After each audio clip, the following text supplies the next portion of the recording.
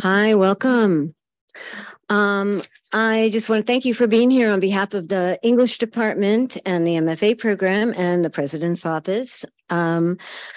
Really happy to have Laura tonight. I just want to say a few things. Upcoming on April 4th, there's Jennifer Egan.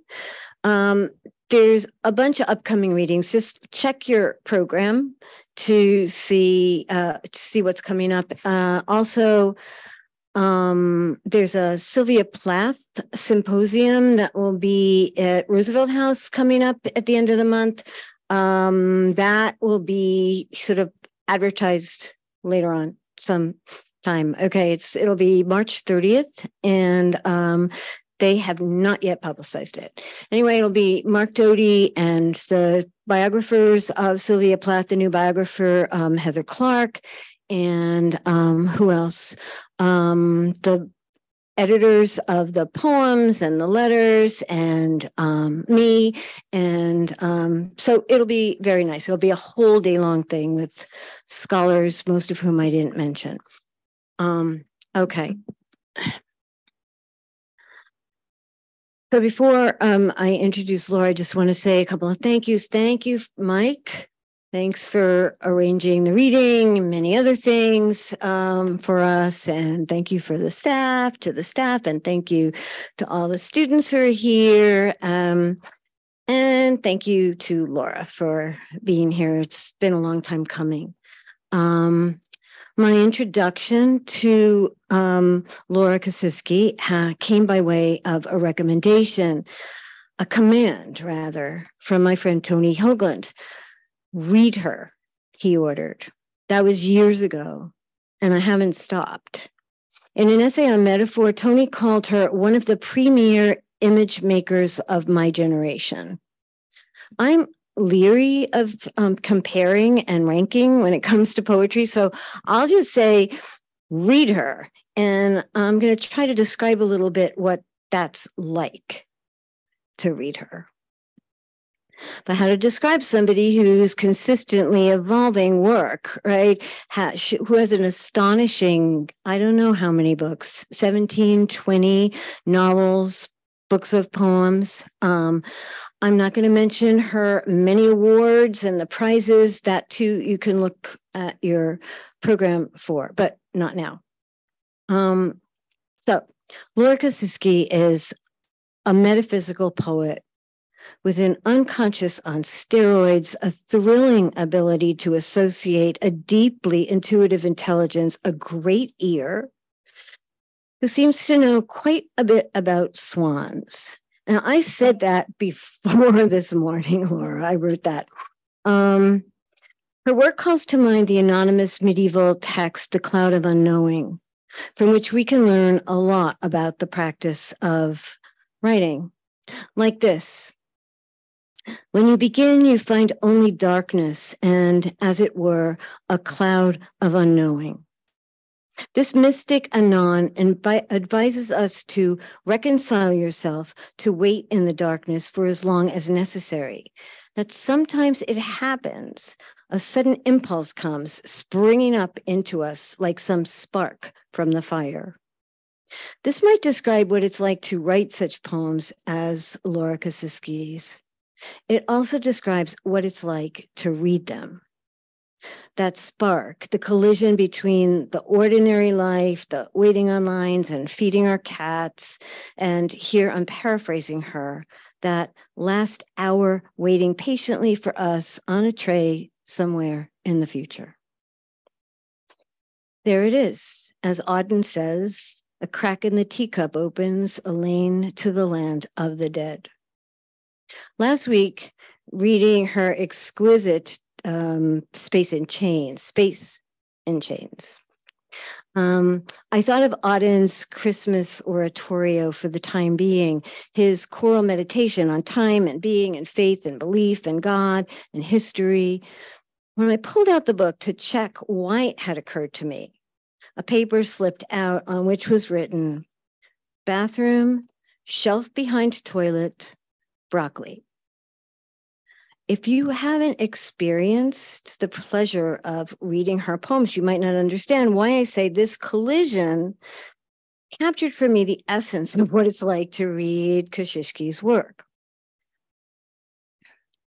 The poems are thrilling. How does she do it? To leap and leap into rather than away from, to resist the rational, the urge to explain, to sit in uncertainties and contradictions and mystery, and this, to trust her reader to do it as well. As a reader, I'm sometimes bewildered in the best sense, as in led astray, lured into the wilds, into places I'd rather not think about. There's a lot of dread in her poems and loss, the awareness of this little flicker of time we have. But because there's so much love and warmth and generosity, not to mention the gorgeous music, the wit, she's really funny. The startling transitions, though there's that chill, dark bong of mortality throughout her work, she is like a psychic alarm clock. I feel addressed and companioned as I read, and weirdly comforted. Yes, we go there alone, but Laura will be there. Well, sometimes I feel that, but I always do feel that sense of somebody said it, right? It's like, it's that shock of metaphor. Somebody found the language, somebody said it, the thing you didn't know you were thinking or hadn't thought to think. Someone has transformed that experience. I could pull a line out of any one of her many, many, many books, but I'm going to read this little teeny bit from the Infinitesimals. The third trumpet. On it, that beautiful tune they liked to play before the execution. They played it through the entirety of your life, but it was background music. You weren't supposed to listen to it. Really. Not only the spark, that flash, how right it is, but damn, why didn't I write that? Other lines from her poems float back to me, or what I should say, often lines from her poems float back to me while I'm brushing my hair or chopping the broccoli. You'll see the lines will come back. There's this mystery at the heart of her work that is, it's thrilling to read. Rooms, there's rooms inside rooms, windows inside crawl space, mouse holes, trap doors. Let yourself fall. The poems can be elusive and haunting and riddling. Any moment of settling is provisional. An aperture keeps opening, that crack in the teacup, and you fall into it. But what is it? A feeling I have sometimes reading her poems. It. It takes time to read a book of hers, a poem. They're like the gift that keeps giving. You finish the poem and you're sucked right back into it, into yourself, into it. I hope I've given you a little bit of a sense of the pleasure and the joy it is to read her as well. But now you finally actually get to hear her. So, Laura.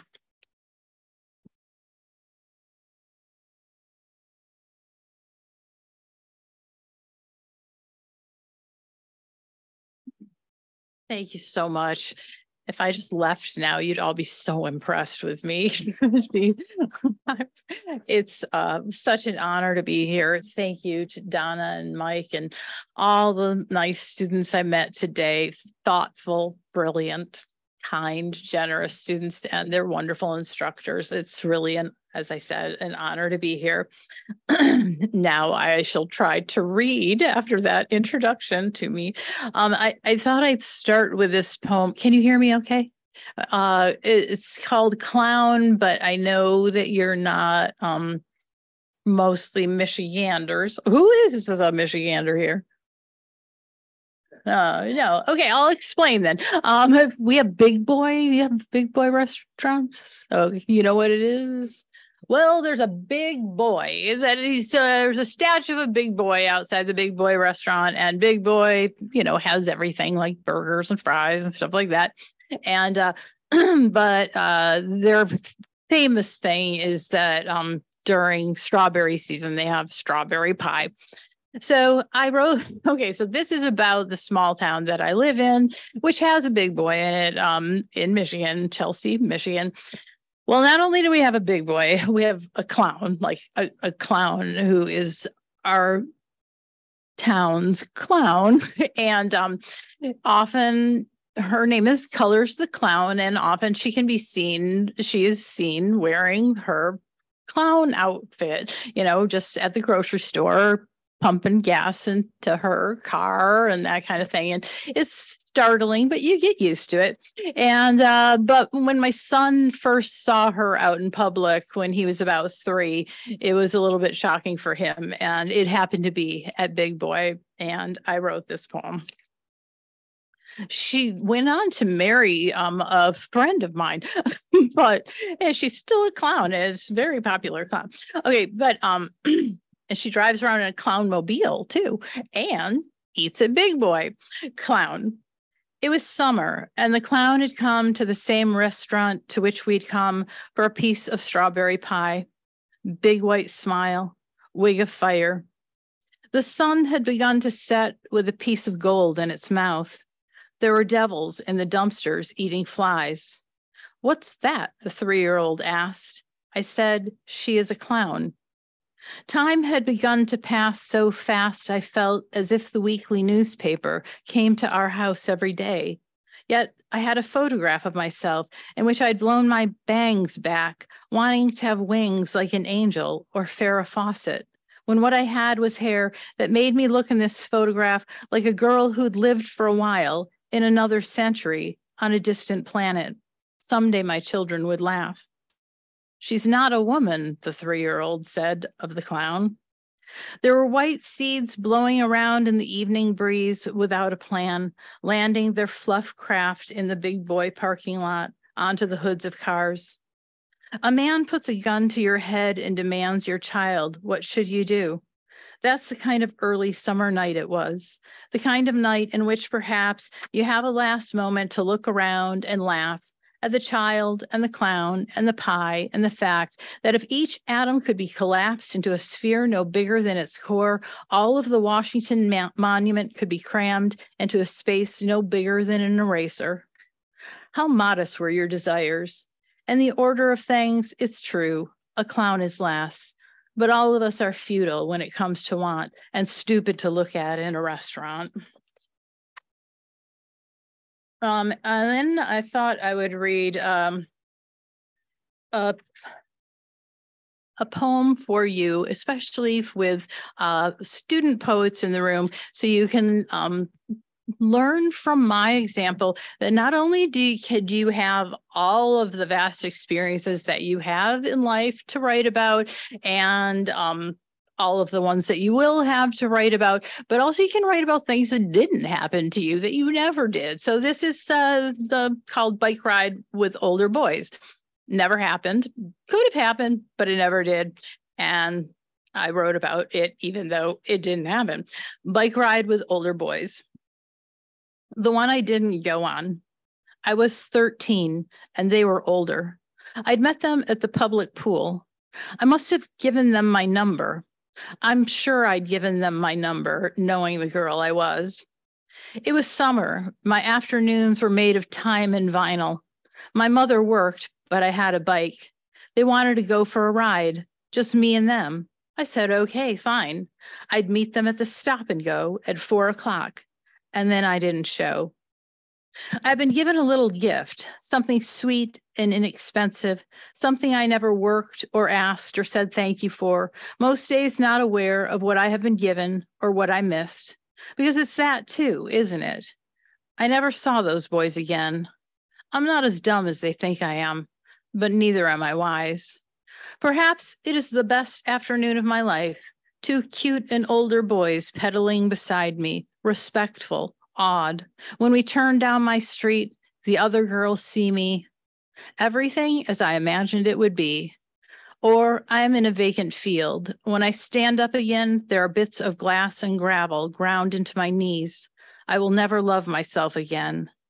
Who knew then that someday I would be 37, wiping crumbs off the kitchen table with a sponge, remembering them, thinking of this. Those boys still waiting outside the stop and go, smoking cigarettes, growing older. Obviously, I wrote that poem a few years ago, not 37 anymore. That seemed so old at the time, not anymore.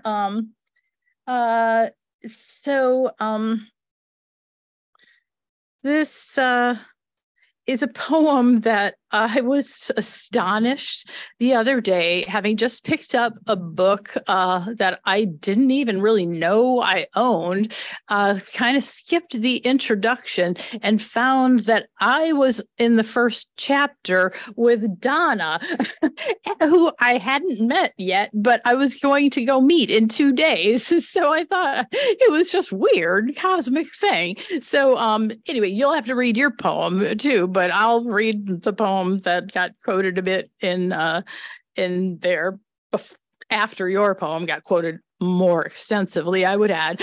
Not that I'm jealous. This is called View from Glassdoor, and it is based on a true story. And when they tell you not to put knives in the dishwasher with the knives pointing up, they mean it. Don't do that, because if you reach into the dishwasher, you will stab yourself with a knife. Mistake I made and will never make again. View from Glassdoor. I've stood here before. Just this morning, I reached into the dark of the dishwasher and stabbed my hand with a kitchen knife. Bright splash of blood on the kitchen floor. Astonishing red. All that brightness inside me. My son, the Boy Scout, ran to get the first aid kit. Beyond the glass door, the orchard. Beyond the orchard, the garden bed. And beyond the garden, all the simple people I remember simply standing in their lines or sitting in their chairs, waiting for the film to start, or for the plane to land, or for the physician to call them in. How easy it would have been instead to stand up shouting about cold, dumb death. But there they waited, as if the credits might begin to roll again, as if the bandages, the bolts, the scrolls, the paper towels, the toilet paper, and as the family stood around considering my hand, I could clearly hear the great silenced choirs of them singing soothing songs, who fended for and fed me, who lay beside me in the dark and stroked my head, who called me their sweetheart, their miracle child, who taught me to love by loving me, who, by dying, taught me to die. Covered in earth, on the other side of this glass door, calm, memorized faces to the sky. And here's another domestic poem that takes place in a kitchen. Sorry, I long since quit putting little sticky notes in my books because they just fall on the floor. And so I write down my page numbers. This is called Kitchen Song. The white bowls in the orderly cupboards filled with nothing. The sound of applause and running water. All those who've drowned in oceans, all who've drowned in pools and ponds, the small family together in the car hit head on. The pantry full of lilies, the lobsters scratching to get out of the pot, and God being pulled across the heavens in a burning car. The recipes like confessions, the confessions like songs, the sun, the bomb, the white bowls in the orderly cupboards filled with blood. I wanted something simple and domestic, a kitchen song. They were just driving along. Dad turned the radio off and Mom turned it back on. So I decided to write some poems about beauty queens after I don't know why I was thinking about beauty queens, but I'd always, when I was a kid and watched, like the pageants and stuff, I always felt really sorry for the one who won Miss Congeniality. It's great, but it's not what you want. So anyway, I started thinking, well, there could be even worse things. So I did write a Miss Congeniality poem, but I'll let you imagine that one. I went on from there and I wrote Miss Post-Apocalypse. That would be even worse, I guess. So The shoes in the garden seemed to know me by my name, emptied all of them, except for the whispering of the breeze as it blew over that emptiness and loosened their tongues. Girl, where are all your trashy little daydreams now? Oh, my face on the page of a magazine curled up in the fire. Me smiling on a big TV, worshiping a box of Tide. I couldn't bring myself to walk home beneath that monstrous cloud. I went back to the factory instead. I walked for miles, but the gate was locked. From somewhere inside, I could hear the last man on earth curse the last card as he drew it from the deck.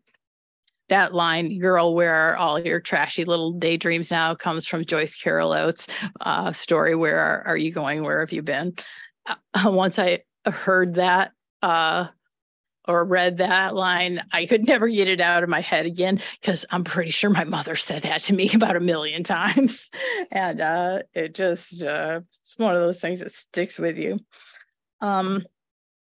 Okay, so this one is called Song of All My Suffering, or The Cause of All My Suffering. I was so happy to figure out what maybe it was. The part about the pigs is true. The cause of all my suffering. My neighbor keeps a box of baby pigs all winter in her kitchen.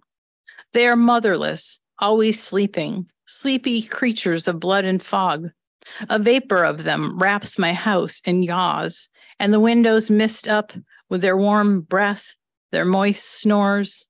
They watch her peel potatoes, boil water from the floor, wearing a steamy gown. She must be like Demeter to them, but like this weather, to me, this box of pigs is the cause of all my suffering. They smell of invalids, lotioned. Death is over there. When I look toward my neighbor's house, I see trouble looking back at me. Horrible life, horrible town. I start to dream their dreams. I dream my muzzles pressed desperately into the whiskered belly of my dead mother. No milk there. I dream I slumber in a cardboard box in a human kitchen, wishing, while a woman I don't love mushes corn for me in a dish.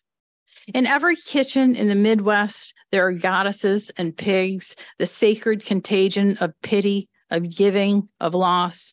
You can't escape the soft bellies of your neighbor's calm, the fuzzy lullabies that drift in cloudy piglets across their lawns. I dream my neighbor cuts one of them open and stars fall out and roll across the floor. It frightens me. I pray to God to give me the ability to write better poems than the poems of those whom I despise.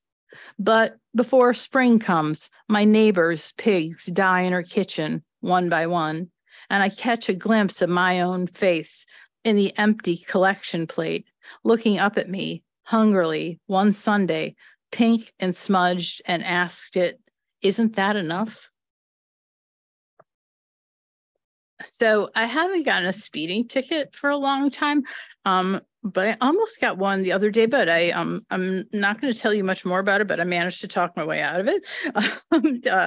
If you need some secrets at some point, but this is one I did not manage to talk myself out of.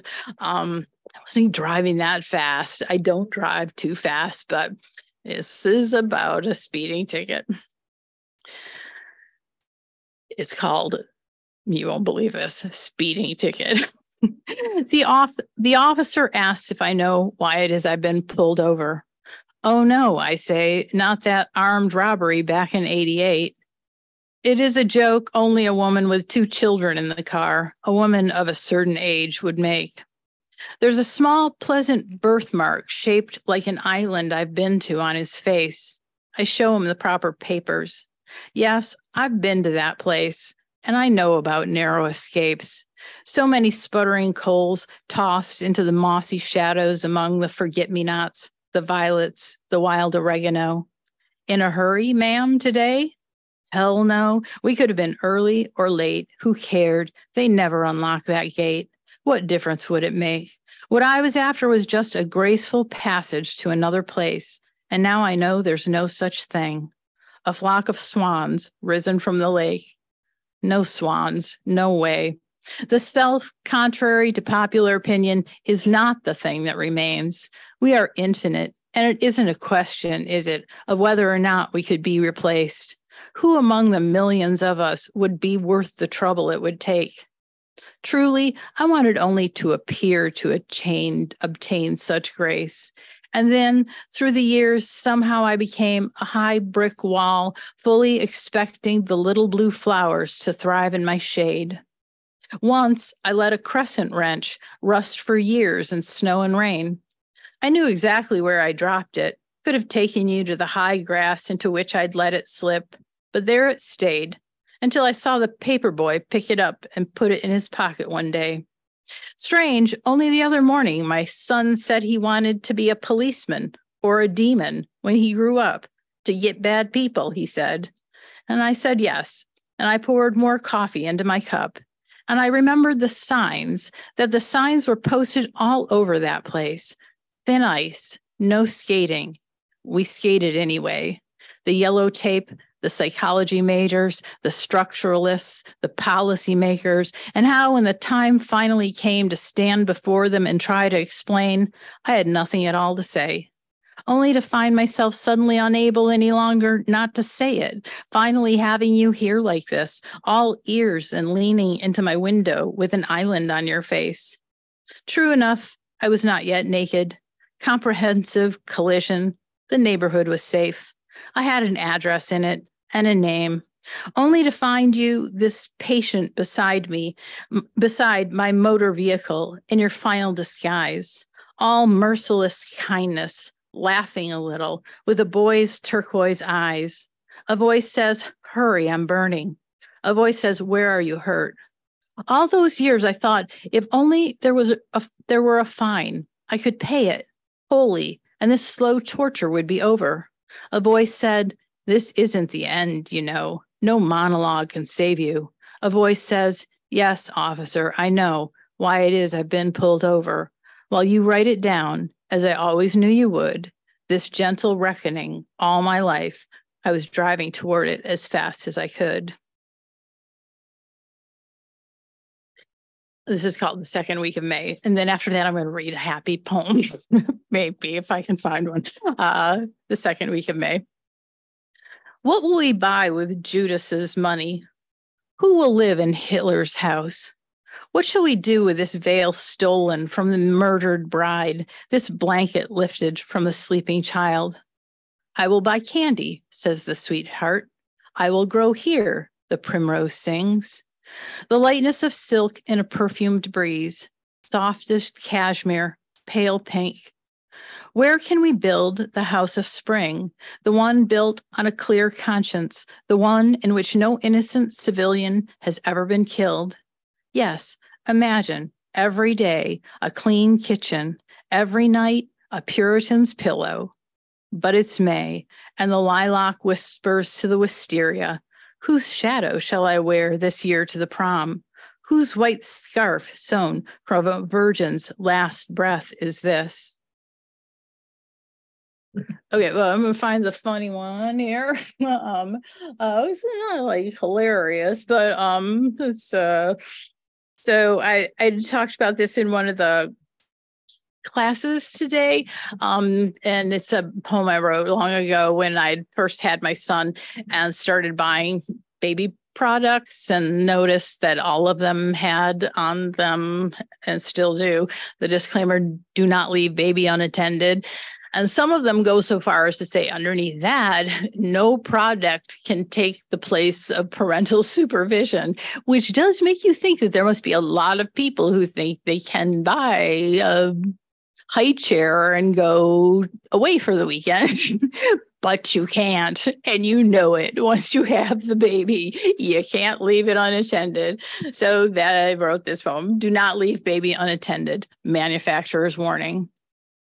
There is a maker who refuses to be sued, a presence among us which does not wish to be believed in or leaned on or seen. He drops a small seed in the earth, fruitful, dutiful, blind, and it is me. But the earth around it is also me. He names me this one's mother, and there will never be Any other who could share a liability, if anything, if something, the unspeakable lodges itself like a boiling coin of blood on the tongue. Even if I die, this one is mine. My faith is a dove asleep in the slaughterhouse eaves. My attention is a net sown of smoke and weight. Even if I died, my eyes would have to be always open underground or blinking in the sky. Whoever you are, up all night, embroidering warnings and disclaimers on our things, sleep easy, please. I cannot sue you. I cannot even die. Some nights are darker than trees. The sky in their hair breathes. There is no one in this house when the lights are out, but the great blameless maker and the child and the mother attending these. And I'm going to end with this poem because Donna pulled a particular tarot card out of the pack. So I thought maybe it's good luck or bad luck. I don't really know anymore. But this was based on a true story. My husband, his girlfriend before me made him a salad once, and lo and behold, he sat down to eat the salad and there was a praying mantis in it, and he thinks it was a mistake. I kind of wonder, but he's like, how hard is it to get a praying mantis and put it in the salad? But anyway, he's always kind of been off salads since then, but I wrote this poem for him anyway, and I will end with this poem. Praying mantis in my husband's salad. Once he found one among the lettuce leaves and cabbage shreds a former girlfriend had arranged on a plate for him. If it was still alive, I can't remember what my husband said that he and the girlfriend did with it. But so it is, this remembrance of the stories of the days of love with another love of the one you love. She had blue eyes, he told me that, and long black hair. She may or may not have worn glasses. If she did, she would have looked like a scholar in them. And then the whole sexy scholar thing when she took them off to lie down beside him on the bed. This was long before I met him, so why should I be jealous or even sad? Even stranger is, how can I remember it and remember it so well? But I can, having seen some praying mantises myself.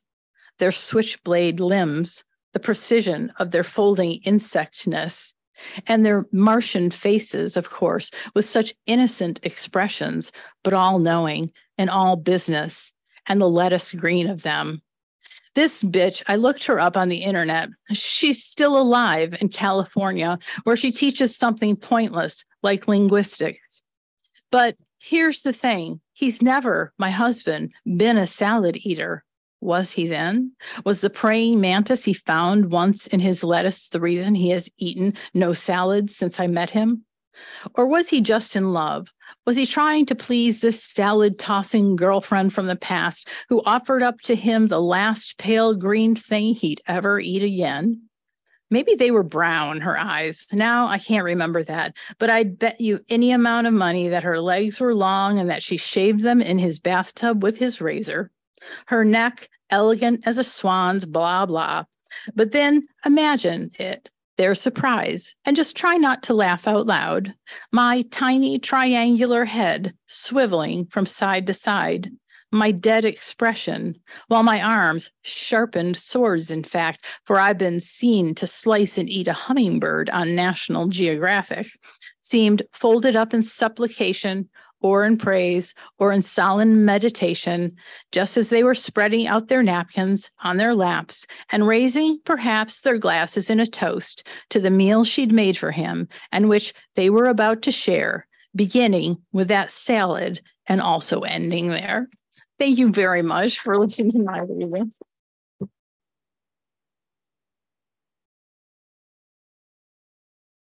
Thank you. So is it my understanding there's... Yeah, do I go? Short Q&A. Mike will kind of walk around and... Yes, where are we going? Let's see lots of hands. Where are the hands?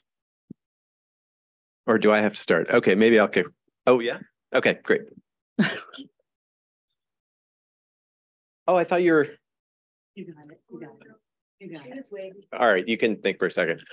So I was talking to some of the MFAs earlier about last lines, and I noticed when I was reading Space and Chains, so many of your last lines are really just pack so much energy and just really launch us forward a lot. And I was wondering if you could talk a little bit about how you think about last lines. Well, it's so hard to talk about what you think about, I guess. For me, it is anyway. There's a lot of weight on last lines, for better or worse. A lot of times in my revision, a big part of my revision process is paring down, because I tend to go on and on and on with the last lines. And I find that, well, and also with the beginnings. I mean, a lot of times the beginnings of my poems are kind of start slowly, like I'm getting into a pool of very cold water before I start the actual poem. I lop that off and it starts with more energy. And if I find a place where I can lop off and end with more energy, I try to. I also think maybe when I'm in the process of writing poems, I don't like if I don't have last lines that I can come up with that feel like, somebody asked today, when do you know a poem's over? And, I guess as Auden famously said, you never know, something like that. Don't quote me on that, but you don't. I think, if it's not a poem I would read to you or publish or show anybody if I didn't feel like I could get the end seems real important to me to trying to get that right. But so this is just to say I have a lot of poems with very bad endings, but I appreciate you. I didn't try not to read those ones.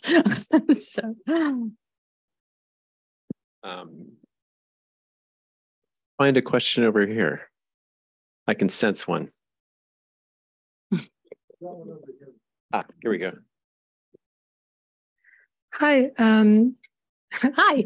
It's me again. I was wondering how you come up with your titles, if some of them generate like a lot of thought, or you just kind of stumble upon something, you're like, that's going to be a title. Well, usually I don't. Very rarely I have a title in mind, at the beginning of a poem, very, very rarely. But that's usually just because, it's a subject matter I already had in mind. So maybe Praying Mantis and My Husband's Salad, maybe that title came before the poem did. But a lot of times I find my title somewhere in the poem, a line or a few words or a word in there. I try to avoid titles that might seem explanatory, because I feel like you don't know the poems about the 4th of July, then it doesn't. Like kind of cheating to have the title tell you about that. Usually I always advise my students to do this too, because titles are hard. They're embarrassing, really. It's embarrassing sometimes to tell people, especially at books, what's the title of your book? Never mind. But then you're like, it's really bad. I'm publishing a book I'm too embarrassed to say the title of, but there's just, a lot of weight on that as well. So I would say once in a while, I know the title came before the poem because I knew what the poem's going to be about. But a lot of times when I don't have a title, I kind of delve into the poem and find something that it seems like it not necessarily crystallizes, but has some suggestion that it can offer the rest of the poem. Thank you.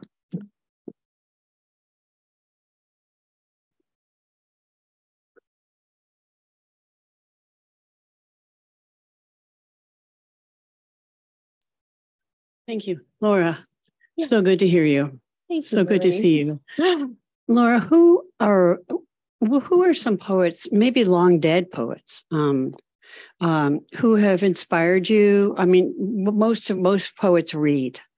So who are some of the poets who have moved you? Maybe you don't write like them, of course, but who opened worlds to you that you hadn't discovered yet on your own?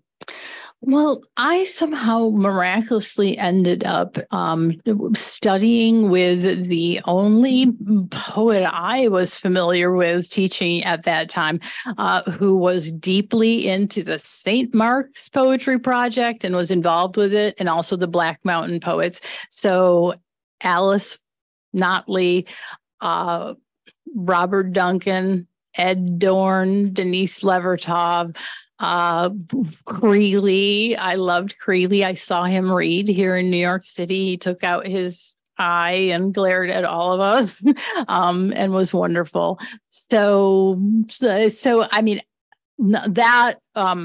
those were my influences.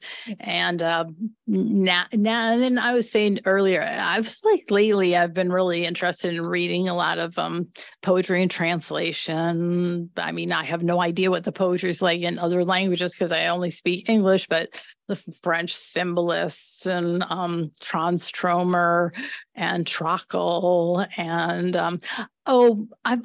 lately I've really been reading a lot of Larry Levis and James Tate. I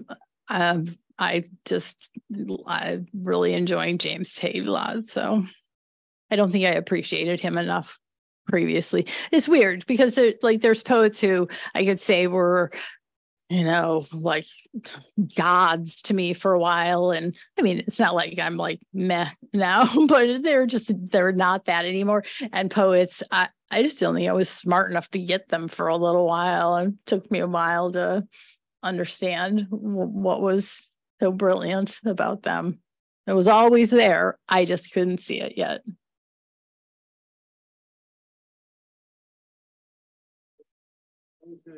Do you do your own editing or do you use other people to help you edit? Well, I have an editor for, when things get to the book stage.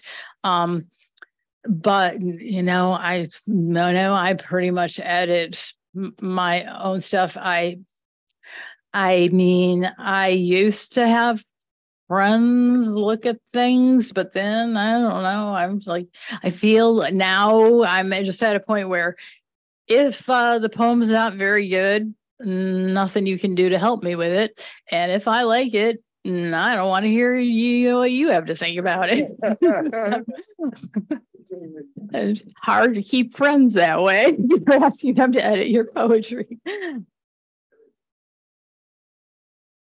How long does it take to normally write a poem? Oh, well, I mean, my process is, I just write longhand and on pages and in a crappy, cheap notebook. And a lot of times it goes nowhere. And so, I mean, in some ways that might count as the next thing because, writing, I mean, no matter how bad it is, you're never wasting writing. It's practice. You're gearing up for the next thing you're going to write. So that kind of should count in a little bit to the writing process. But, if I write, if I really feel like I get off to the good start with something and it's worth working on, usually I keep it as a rough draft, just a written, scrawled rough draft in my notebook for a while. And then I revise it, maybe longhand again. And then I start to type it up and then I leave it alone. I try to leave it alone for, as long as I can, a month or 2 months or however long, so that when I come back to it, I can hear if it doesn't sound right or I can see what's wrong with it. Because otherwise, I feel like when I've just written something, I think, ooh, this is pretty good. It's impossible for me to see what's wrong with it until I have that kind of distance. So it's sort of hard to say. I've never really whipped off a poem in an hour or so. So I've written drafts of them, but I go back to them pretty obsessively. for longer than I can really, I don't know how long, long time. Can you tell us something that you've learned from your students or from being in the classroom? Well, it's a lot. I've learned a lot of things from students and being in the classroom. I think the best and most inspiring thing that I've learned from my students is that when they stick with it and when they want to do it, even when they think that they can't, once they figure out subject matter that they're interested in and a process that works for them, and like their subject matter could be subject matter none of the rest of us would ever want to write about. And their process could be, I mean, I got a lot of iPhone poets going on, texting poets going on. I don't think I could write poems that way. But once they get those two things down, they start to love poetry. And once they start to love poetry, they start to read a lot of poetry. And once they do that, they turn out to be really good poets. And it just sort of reminds me, oh, that's how you do it, right? Just like you figure out what it is you will want to write about it. I mean, not that that won't change in the process, not that that won't change. And then you do it, and then it makes you want to keep doing it. So that, and I've got like a whole bunch of Spotify playlists I would never have had before. Yes. I often hear people telling me you should read contemporary poets. So look at who is writing now and what their voice is, I guess. But I always get this feeling I just want to read, the greats. Like, what if I just want to read Baudelaire and Rilke and Blake? I mean, is that enough? I think there are more greats that you could, but if you want to read those, you should read those. And then eventually you might find poets, contemporary poets who have been influenced by those poets who will be of interest to you. But I have to say, I don't really agree, like just reading contemporary poets. I mean, like, how are you going to do that? There's a billion out there. I mean, so just because they're contemporary doesn't mean they're any good. So I think you just named the three poets that I think anybody would be proud to know you for reading them. So, and you will, you'll find poets who, I mean, like, who would we say, like if you like Rimbaud, you're probably going to like Russell Edson, maybe. I mean, you're going to like surrealists. Then you'll want to read Apollinaire, and from there you'll understand, James Tate, Larry Levis, but you can't. That advice kind of worries me because it makes me think it's a way of trying to teach you how to publish poems, which I am like, because I did that for a while. I just like, oh, well, all I get is rejections. I'm going to start reading these poets who aren't getting rejections and maybe try to write like them. It was disastrous. You got to figure out your own voice. And if you're going to be influenced by those poets, you're going to be a good poet. Go for it.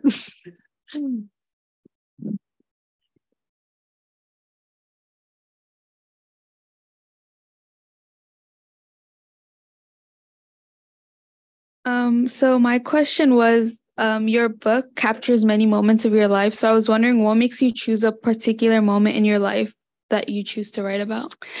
It's not all, I mean, obviously, like cut my hand with on a knife in the dishwasher was not a turning point for me or anything. I think it's just my process. I start writing. That happened to me that day and kind of led me to thinking about mortality somehow. I mean, sometimes, interesting or quirky or like poetry, anecdote, material type things happen to me. But a lot of times it's just like what's on my mind at the moment. And a lot of times it doesn't turn into a poem and nobody ever has to hear about it again. And then sometimes, just something maybe about the language or what it suggests beyond just the anecdote comes to me. So. Yep.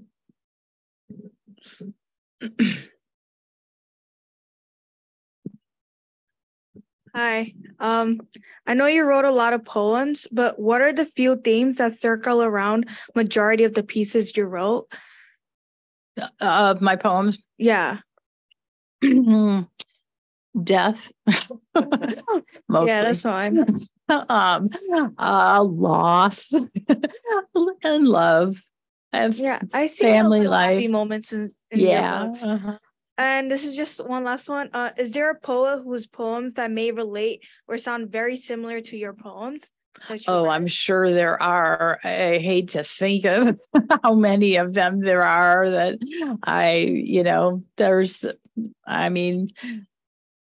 there's a whole world of poetry out there just waiting to funnel, and it's funneling through us. I'd have to let other people speak to that. All right, I think we have time for one more. Dante, man. Just kidding. In translation. Why did you choose poetry for your memoir? Pardon? Why did you choose poetry for your memoir? For my genre, really, I just liked poetry from when I was a little kid. I don't know why. I remember in 5th grade, Mrs. Bird had us write our own little books of poems, and I loved doing that. And that was the first time when I was working on that little book of poems, I got up in the middle of the night because I had an idea for a poem. And after that, I was just hooked. But I would say that, I also liked tap dancing, but I don't do that anymore because I was not any good at that. And, but I was an only child and I got a lot of positive reinforcement for doing things alone, quietly in my room. So poetry writing went well with that. Thank you very much. Thank you so much.